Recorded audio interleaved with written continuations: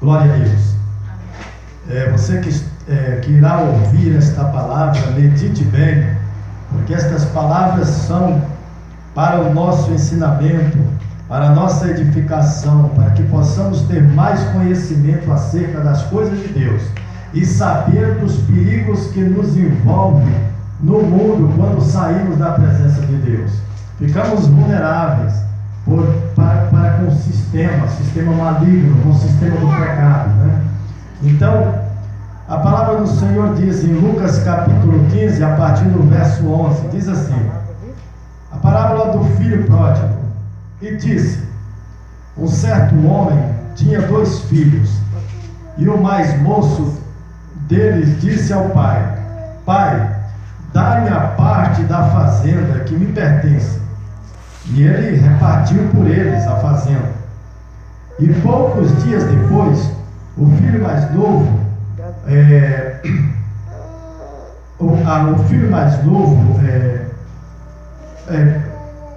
recebeu tudo aquilo ali e partiu para uma terra longe.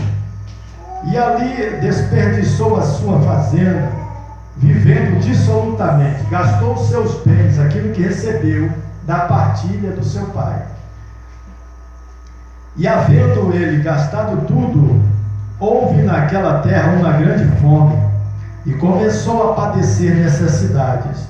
E foi e chegou-se a um dos cidadãos daquela terra, o qual o mandou para os seus campos a apacentar porcos, a cuidar de porcos. E desejava encher o seu estômago com as bolotas que os porcos comiam, com a ração dos porcos, e ninguém lhes dava nada. E caindo em si, disse: quantos trabalhadores de meu pai têm abundância de pão, e eu aqui pereço de fome? Levantar-me-ei e irei ter com meu pai, e dir-lhe-ei: Pai, pequei contra o céu e perante ti, já não sou digno de ser chamado teu filho, faze-me como um dos seus trabalhadores. E levantando-se foi para a casa de seu pai. E quando ainda estava longe, viu o seu pai, e o moveu de íntima compaixão, e correndo lançou-se-lhe ao pescoço e o beijou. E o filho lhe disse: Pai, pequei contra o céu e contra ti, não sou digno de ser chamado teu filho. Mas o pai disse aos seus servos: trazei depressa a melhor roupa e vestiu-o, e pondo-lhe um anel na mão e sandálias nos pés, e trazei o bezerro cevado e matai-o, e comamos e nos alegramos, porque este meu filho estava morto e reviveu, tinha-se perdido e foi achado. E começaram a alegrar-se. E o seu filho mais velho estava no campo. E quando veio e chegou perto da casa, ouviu a música e as danças. E chamando um dos servos, perguntou-lhes o que era aquilo.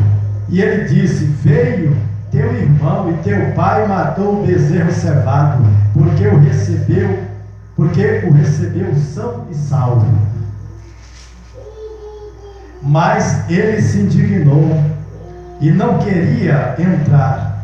E saindo o pai estava com ele. Mas respondendo ele, disse ao pai: eis que te sirvo há tantos anos, sem nunca transgredir os teus mandamentos, o teu mandamento, e nunca me deste um cabrito para alegrar-me com os meus amigos. Vindo, porém, este teu filho que desperdiçou a tua fazenda com as meretrizes, gastando, mataste-lhe um bezerro cevado. E ele lhe disse: filho, tu sempre estás comigo, e todas as minhas coisas são tuas. Mas era justo alegrarmos e regozijarmos, porque este teu irmão estava morto e reviveu, tinha se perdido e foi achado. Glória a Deus. Louvado seja o nome do Senhor. Meus irmãos, esta palavra por si só ela já nos mostra. Essa parábola foi dita por Jesus há 2000 anos atrás, quando ele, comentando ali com aquele povo, pregando para aquela multidão, para os seus discípulos, ele disse: havia um homem que tinha 2 filhos. Era um homem muito rico, tinha suas fazendas, tinha seus animais. E aí o filho mais novo, cansado de talvez estar ali sob o jugo do pai, né, mas tinha tudo. Mas ele achou que não estava bem. Ele disse: pai, eu quero te pedir uma coisa, meu pai. Nós somos 2, reparte a tua herança e me dá a parte que me cabe, que eu vou embora, vou ganhar o mundo, vou conhecer, vou curtir. A linguagem de hoje seria isso. Sim. Mas o pai disse: meu filho, tudo bem, você deseja isso mesmo? Ele disse: sim, pai, eu quero a minha parte. Tá certo. Então ele partiu os seus bens, partiu no meio, deu dinheiro relativo à parte da fazenda, que era do filho. O filho foi com a bolsa cheia de dinheiro, com aquele bornal cheio de dinheiro, né? Pois bem, acabou com tudo, com as prostitutas, com os bandidos, pessoas que não vigiavam, pessoas que não tinham responsabilidade, passaram a perna nele. Ele bancava tudo para todos, fazia grandes festas, não era? Era um homem querido. Por quê? Porque ele tinha o que oferecer. Hoje não é diferente. As pessoas tentam se aproximar de mim e de você quando acham que nós temos alguma coisa para dar a elas. Sendo que a Bíblia nos ensina que nós temos que partilhar aos outros conforme as necessidades. Não é mesmo? A Bíblia fala sobre isso, né? Participai aos santos, ou seja, aos servos de Deus, as tuas necessidades. E eles vão repartir conforme a medida de cada um que necessita, né? Esse é o papel da igreja, e é o papel de qualquer pessoa também, individualmente. Eu não posso estar bem e me conformar com alguém que está passando dificuldades e eu não fazer nada. Então Deus, Ele se alegra quando nós nos ajudamos, quando nós nos reconhecemos semelhantes ao outro, vendo em Deus, ou melhor, vendo no próximo a imagem e semelhança de Deus. Assim como também o nosso irmão querido, o nosso próximo, nosso semelhante, igual a nós, né? E esses personagens dessa história que foi dita por Jesus representa Deus e nós. Por quê? Porque nós somos filhos de Deus. Nós agora estamos na sua presença, graças a Deus. Deus cuida de nós. Deus não deixa faltar aquilo que você precisa do seu dia a dia, a saúde. Quando a tua saúde estiver ruim, Deus cura. Quando a ciência não puder fazer nada, quando a medicina não puder realizar a tua cura, Deus completa aquilo que falta. Deus Ele vai fazer com que você entenda que Ele está no controle. Mas o mundo tenta cegar a gente, o mundo tenta tirar o brilho do Espírito Santo que está nos mostrando como se devem ser as coisas, como devemos andar, não é? Porque Jesus Cristo disse que o Espírito viria, o Espírito dele e de seu Pai, né? Viria um outro Consolador que nos alertaria de muito mais coisas ainda. O Espírito da verdade é o Espírito da salvação, é o Espírito de Deus que afugenta, que expulsa o espírito maligno. É o Espírito de Deus que faz isso. Glória a Deus.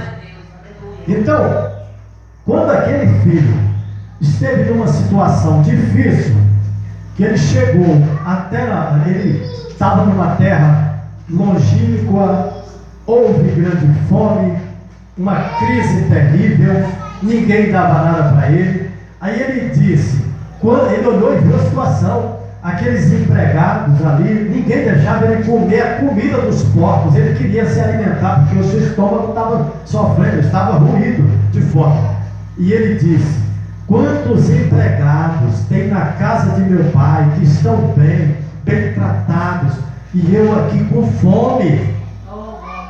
Então, quantos crentes ou quantas pessoas estão fora da presença presença de Deus, passando fome de justiça, sede da palavra de Deus, e não vão até Deus, não se aproximam de Deus. Aqueles que estão na presença de Deus, embora tenham lutas, tenham adversidades, tenham dificuldades, tenham problemas familiares, mas eles sentem que não tem falta de nada, porque tem o principal em suas vidas, que é Deus, Jesus Cristo e o Espírito Santo de Deus. Quem tem Deus tem tudo. Quem não tem Deus não tem nada. Deus está no comando, meus irmãos. E aí aquele homem disse, ele foi iluminado, ele foi agraciado, ele recebeu a sabedoria. Ele disse, já sei, eu irei até a casa de meu pai e direi para ele, pai, pequei contra o céu. Olha só, ele disse, pequei contra o céu e contra ti, meu pai. Já não sou digno de ser chamado teu filho, mas me trata ao menos como um dos teus empregados. Sabe o que é que o pai querido fez? Chamou logo o servo, meus servos, chegam aqui. O pai atracou aquele filho, já o beijou logo, cobriu ele de beijos e disse, meus servos, depressa, traga uma roupa para ele, traga sandálias para ele. Tirou um anel, que o anel ali representa uma autoridade, né? uma posição, um reconhecimento. Aí ele colocou o anel no dedo daquele rapaz, do seu filho, pediu aos seus servos que o vestisse, roupas limpas, e trouxesse uma sandália para calçar os seus pés, porque aquele homem estava descalço. Uma pessoa descalça, ela representa a vulnerabilidade. Uma pessoa vestida, ela está protegida, está guarnecida, ela está bem. E aí disse, meus servos, matai aquele bezerro cevado, que está lá separado, matai o melhor, é ele o melhor para nós, para que possamos nos alegrar hoje. Nós vamos comer e vamos nos alegrar com o nosso filho, com o meu filho que chegou. Então, quando você se converte, quando você retorna para a casa de Deus, há festa no céu. Glória a Deus. E aí Deus se alegra com seus anjos, Deus se alegra com a igreja. Enquanto a igreja está tendo festa, está tendo alegria, está tendo louvor, tendo, sabe, aquele reconhecimento que Deus fez aquela obra maravilhosa, no céu, meus irmãos, é algo de estremecer, é algo maravilhoso, a festa no céu, por um pecador que se arrepende e se converte. Graças a Deus. Então, cada pessoa é importante.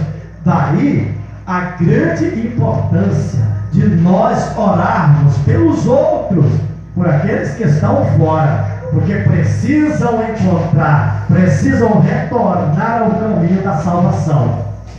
E esse caminho nós somente temos em Jesus Cristo. Glória a Deus. Então, a salvação foi grande, a bênção foi muito grande. E houve aquele outro irmão, daquele filho, que quis se rebelar. Disse, pai, há quanto tempo eu te sirvo aqui, estou aqui, e o senhor nunca me deu um cabrito para eu comemorar com meus amigos? Ele disse, meu filho, tu sempre estás comigo, aquele teu irmão estava morto, mas agora ele está vivo, está com a gente. Por isso nós vamos celebrar com grande alegria, com grande regozijo. Glória a Deus. Então, isto é para a nossa reflexão. Quando alguém se converte, quando alguém que está desviado da presença de Deus, volta para a presença de Deus, volta à casa de Deus, a viver o Evangelho, a ouvir a palavra de Deus, a orar com fé, há uma grande festa, regozijo, é maravilha, é poder de Deus. Glória a Deus. Louvado seja o nome do Senhor, né? Meus queridos irmãos, que Deus possa falar mais aos vossos corações. E essa palavra do Filho Pródigo aí sirva para a nossa reflexão e o nosso reconhecimento, nosso entendimento. Em nome de Jesus Cristo.